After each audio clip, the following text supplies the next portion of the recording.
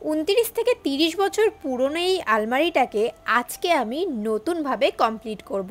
I know তোমরা অনেকেই কিন্তু শর্টসে ভিডিওটা দেখে নিয়েছো, কিন্তু পুরো যে জিনিসটা আমি কমপ্লিট করেছি সেটা কতদিন সময় লেগেছে, কি কি জিনিস দিয়ে আমি কমপ্লিট করেছি সব তোমাদের কিন্তু আজকে আমি এই ভিডিওতে জানিয়ে দেবো। আর তোমরা জানলে অবাক হবে, এই আলমারিটা কমপ্লিট করতে আমার মাত্র খরচা হয়েছে 250 টাকা। তো সবাইকে ওয়েলকাম আমার আরেকটা ডিআইওয়াই ভিডিওতে। প্রথমেই আলমারিটাকে আমি ভালো করে মুছে নিয়েছি, আর যেই জায়গাগুলো অল্প অল্প জং ধরে গেছিল সেই জায়গাগুলোকে ভালো করে ঘষে নিয়েছি। এবার সেই জায়গাগুলো ঘষে নেওয়ার জন্য যেই পেপারটা আমি ইউজ করেছি ওই পেপারটার নামটা আমি ঠিক জানি না, কিন্তু ওই লোহা ঘষতে যেই পেপারটা ইউজ হয় সেই পেপার। এবার দেখো, প্রথমে কিন্তু আমাকে ব্যবহার করে নিতে হচ্ছে প্রাইমার কালার। আমি একবারে ডিরেক্ট কিন্তু কালার ব্যবহার করিনি, প্রথমে প্রাইমার করে নিয়েছি, তারপরে রং ব্যবহার করেছি।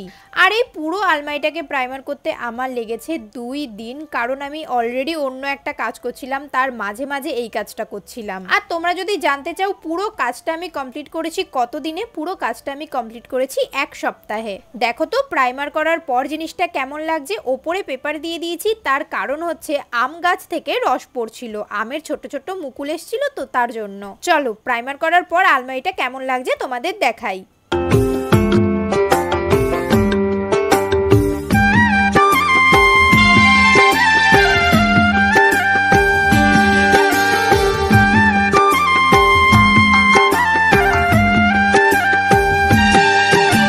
বাইরের টুকু তো প্রাইমার করা হয়ে গেছে, এবার ভেতরের টুকু করে নিই, তারপরে তোমাদের সাথে দেখা হচ্ছে আবার পরের দিন। The next day. আলমারিটাকে বাবা আর দাদা ঘরে এনে দিয়েছে, কারণ আম গাছের ওই মুকুলের রসগুলো এতটাই পড়ছিল যে প্রাইমার করার পরও কালারটা নষ্ট হয়ে যাচ্ছিল। প্রাইমারটা শুকিয়ে যাওয়ার পর কিন্তু আমি এখানে বেস কালার হিসেবে সাদা কালার দিয়ে দিয়েছি। আর এগুলো অ্যাকচুয়ালি কালার, যে কালারগুলো আমরা ঘর পেন্টিং করতে, বিভিন্ন জিনিস পেন্টিং করতে ব্যবহার করি, কোনো জল রং না বা কোনো ফেব্রিক না। চলো সাদা কালার করতে করতে তোমাদের আরেকটা জিনিস দেখিয়ে দিই। আমার রান্নাঘরের জন্য একটা নতুন জিনিস কিন্তু আমি অ্যাড করেছি। এবার এটা কেন নিয়েছি, কি কারণে নিয়েছি সব তো তোমাদের জানাবো। চলো আগে প্রোডাক্টটা দেখিয়ে নিই। এটা হলো আগারোর এলিট স্যুপ মেকার।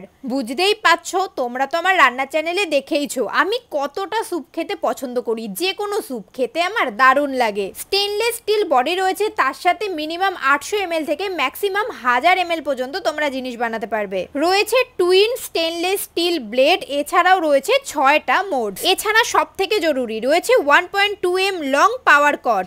এবার চলো কিছু তৈরি করে তোমাদেরকে দেখানো যাক। হট অ্যান্ড কোল্ড মিলিয়ে মোট 6টা মোডস রয়েছে, যার মধ্যে প্রথমেই আমি তৈরি করে নেব জ্যাম। আর তৈরি করছি আমি আমের দিনে আমের জ্যাম। 6টা মোডস আছে তোমাদের বললাম। স্টার্ট করার পর মোডস বাটনে প্রেস করে করে তোমরা যেই মোডটাকে চাও সেই মোডটাকে সিলেক্ট করে নিতে পারবে তোমরা। এই দেখো আমি কিন্তু সুইচ অন করে দিয়েছি, তার সাথে সাথে আমি মোডসে গিয়ে জ্যামটাকে সিলেক্ট করে নিয়েছি এবং স্টার্ট বাটনে ক্লিক করে দিয়েছি। এবার জাস্ট 10 মিনিট আমি ওয়েট করেছি। দেখো এটা অটোমেটিক আমাকে অ্যালার্ম দিয়ে দিয়েছে যে জ্যামটা রেডি হয়ে গেছে। জ্যাম তো আমাদের বানানো হয়ে গেছে, এবার চলো বানিয়ে নেব মেন জিনিস আমাদের স্যুপ। তার আগে দাঁড়াও, জিনিসটাকে তো ধুতে হবে। এই স্যুপ মেকারটাকে ধোয়া কিন্তু খুবই ইজি, মনে রাখবে একদম জল ধোয়া এটাকে করবে না, কারণ নয়তো এটার যে কর্ডগুলো রয়েছে তাতে জল ঢুকে যাওয়ার চান্স থাকবে। পরিমাণ মতো জল দেবে, তারপরে মোডসে গিয়ে ব্লেন্ড সিলেক্ট করবে। আর তোমরা কিন্তু জলের সাথে কোনো লিকুইড বা পাতিলেবুও ব্যবহার করতে পারো পরিষ্কার করে নেওয়ার জন্য। ব্লেন্ডে 2-3 বার প্রেস করলেই কিন্তু এটা খুব ইজিলি ভালো করে পরিষ্কার হয়ে যাবে। আর পরিষ্কার হওয়ার পর এটাকে মুছে নেবে, তাহলেই একদম পুরো ক্লিন হয়ে গেল আমাদের স্যুপ মেকার। এবার চলো আমি একটা কর্ন স্যুপ বানাবো। এর জন্য সমস্ত ভেজিটেবলস আমি দিয়ে দিয়েছি, এরপর লবণ, গোলমরিচ আর আমার কাছে একটা মশলা ছিল সেটা দিয়ে দিয়েছি। এরপর সিলেক্ট করে নিয়েছি আমি চাঙ্কি মোডস। এই চাঙ্কি মোডসে কিন্তু আমাদের স্যুপ একদম পারফেক্ট তৈরি হবে, কিন্তু সবজি একদমই গলবে না, শুধু সেদ্ধ হয়ে যাবে। 5 মিনিট ওয়েট করেছি, আমার স্যুপ মেকার কিন্তু অ্যালার্ম বাজিয়ে দিয়েছে যে স্যুপ একদম রেডি। চলো এবার সুন্দর করে খাওয়া যাক। দেখো কি দারুণ হয়েছে। এই তো গেল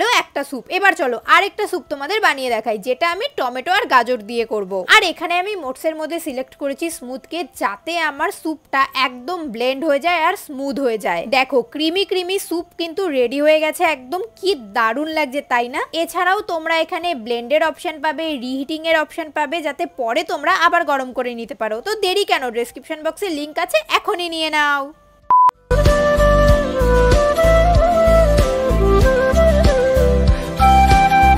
সাদা কালার কালার করা কিন্তু আমার একদম কমপ্লিট হয়ে গেছে। এবার আমি মেন কালারটা করব। অ্যাকচুয়ালি প্রাইমারের কালারটা যেহেতু খয়েরি কালার, তো খয়েরি কালারের ওপর ব্লুটা দিলে আমার মনে হচ্ছিল ফুটবে না, তাই আমি সাদা কালার বেস করে নিয়েছি। পুরো আলমারিটাকে সাদা কালার করে নিয়েছি আর একদম সামনের পার্টটাকে আমি রেখেছি নীল কালার। আর এই নীল রঙের ওপরে ফুটবে হলুদ আর রানী কালার বা পিঙ্ক কালার। তার জন্য কিন্তু আমি হলুদ আর পিঙ্ক কালার দিয়েই সুন্দর সুন্দর ফুল এঁকে নিচ্ছি।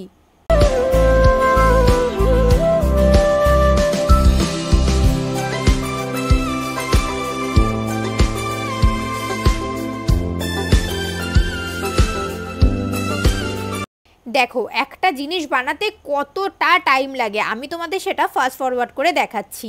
এইবার সবার এই ডিজাইনটা পছন্দ নাও হতে পারে, তোমরা যারা করবে তোমরা নিজেদের পছন্দ মতো করে নেবে। আমি খুব একটা ভালো আঁকতে পারি না, এর জন্য আমার মাথায় এটা এসছে, আমি এটাই করে দিয়েছি। আচ্ছা তোমাদের বলতে ভুলে গেছি, এই যে ফুলগুলো আমি আঁকছি এগুলো কিন্তু নর্মাল ফেব্রিক কালার দিয়ে করা।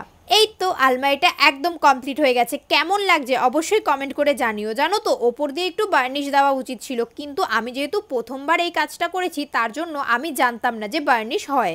এই হলো সেই 29 থেকে 30 বছর পুরনো আলমারি, যেটা আগে দেখতে কিছুটা এমন ছিল আর আমি এক সপ্তাহের পরিশ্রমের মাধ্যমে সেটাকে কিছুটা এমন করার চেষ্টা করেছি। তোমাদের কেমন লাগলো জানি না, কিন্তু আমার খুব ভালো লেগেছে। আর যাদের এই আলমারিটা মানে ছোট্টুদের, ওদেরও কিন্তু খুবই পছন্দ হয়েছে।